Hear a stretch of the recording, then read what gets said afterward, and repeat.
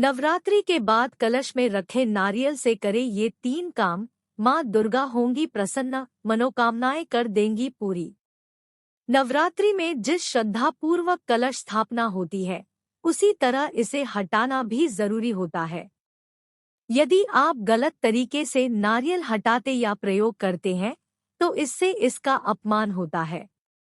ऐसे में आपको नवरात्रि में किए गए पूजाव्रत का फल नहीं मिलता है। आइए ज्योतिषाचार्य से जानते हैं कि नवरात्रि के बाद कलश में रखे नारियल का क्या करना चाहिए। कलश नारियल उपे शक्ति स्वरूपा माँ दुर्गा के महापर्व के 4 दिन हो गए हैं। इस साल शारदीय नवरात्रि 15 अक्टूबर 2023 से शुरू होकर 23 अक्टूबर 2023 को समाप्त होंगी।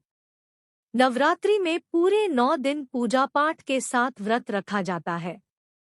दरअसल नवरात्रि एक संस्कृत शब्द है जिसका अर्थ है 9 रातें। इन 9 रातों और 10 दिनों के दौरान भक्त शक्ति की देवी माँ जगदम्बा के 9 रूपों की पूजा करते हैं। नवरात्रि के पहले दिन कलश स्थापना या घट स्थापना के साथ इसकी शुरुआत होती है।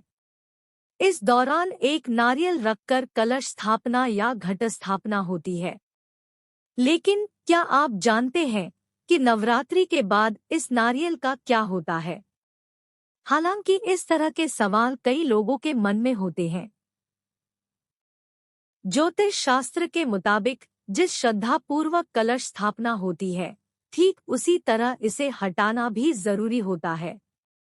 यदि आप गलत तरीके से नारियल को हटाते हैं या नारियल का प्रयोग करते हैं, तो इससे इसका अपमान होता है और आपको नवरात्रि में किए गए पूजाव्रत का फल नहीं मिलता है।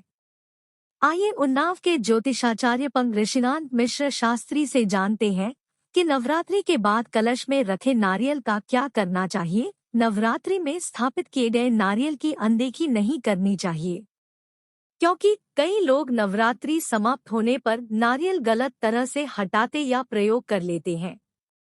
ऐसा करने से उन्हें 9 दिन की पूजा का फल नहीं मिल पाता। बता दें कि कलश पर रखे नारियल में माता रानी की विशेष कृपा होती है। ऐसे में नवरात्रि के बाद इस नारियल को लाल रंग के कपड़े में लपेटकर पूजा स्थल पर रखें। ऐसा करने से मां प्रसन्न होती है और मनोकामनाएं पूर्ण करती है। प्रसाद के रूप में खाएं। नवरात्रि में स्थापित कलश के ऊपर रखे नारियल को 9 दिन बाद विधि विधान से हटाना चाहिए। इसके बाद इसको आप नदी या बहते पानी में प्रवाहित कर सकते हैं, या फिर बेहतर होगा कि आप इसको प्रसाद के रूप में कन्याओं को बांटें और स्वयं भी खाएं।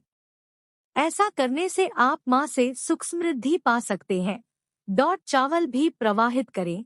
हिंदू धर्म में पूजा पाठ के बाद पूजा की सामग्री को जल में प्रवाहित करना सबसे उत्तम माना जाता है, चाहे वह नारियल हो या फिर कलश के नीचे रखे चावल।